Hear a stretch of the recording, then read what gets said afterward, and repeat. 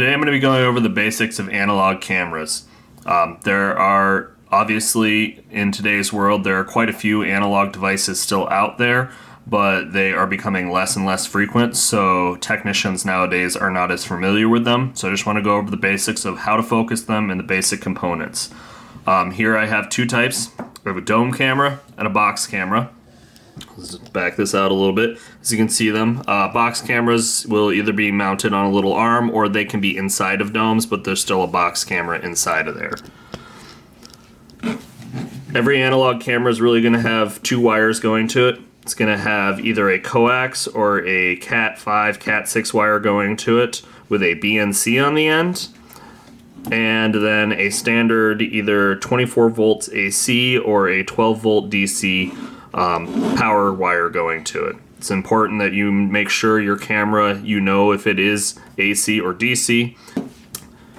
There's two types of ends. There's prefabricated ends like this that are also somewhat common, but more likely what you will see in the field is you will see a coax cable with a BNC on it. This is a screw one. They also have crimp ends.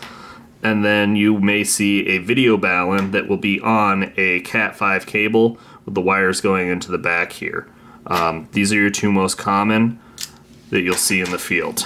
I just want to cover focusing them because focusing can be a little difficult if you're used to the autofocus that most IP cameras will provide us today.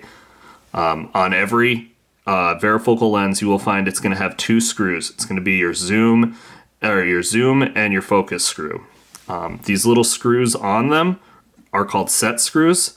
As you loosen them, it allows you to move the ring back and forth to get your focus, and then when you're done, you tighten it so that it cannot move and doesn't get knocked out of focus. So I'm going to demonstrate here, and hopefully you can see this. The lens is a little flared, or the monitor's a little flared out. But as you can see, it's kind of out of focus now. So I'm going to loosen the set screws here. Now I'm going to get focus here. So as we zoom all the way in, see it's still kind of out of focus. So then I will tighten the front screw, obviously, then loosen the back screw and go until I see perfect focus. Once I see perfect focus, tighten both of my screws.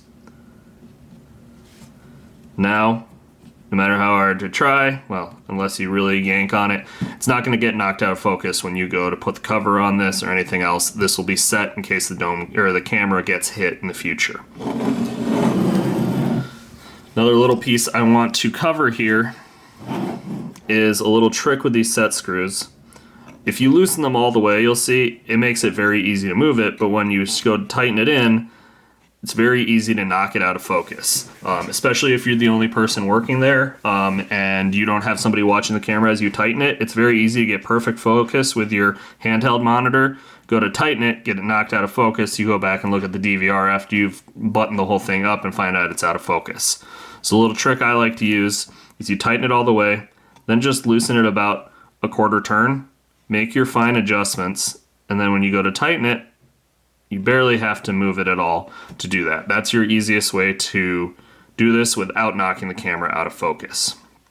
One last little trick. If you're not sure which one, these aren't clearly labeled on what is zoom and what is focus. Generally, the front one will be your zoom, but it sometimes is reversed.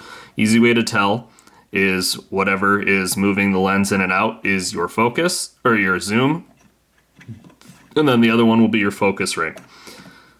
You can tell camera, this is one that is zoomed all the way out, and this is one that's zoomed all the way in.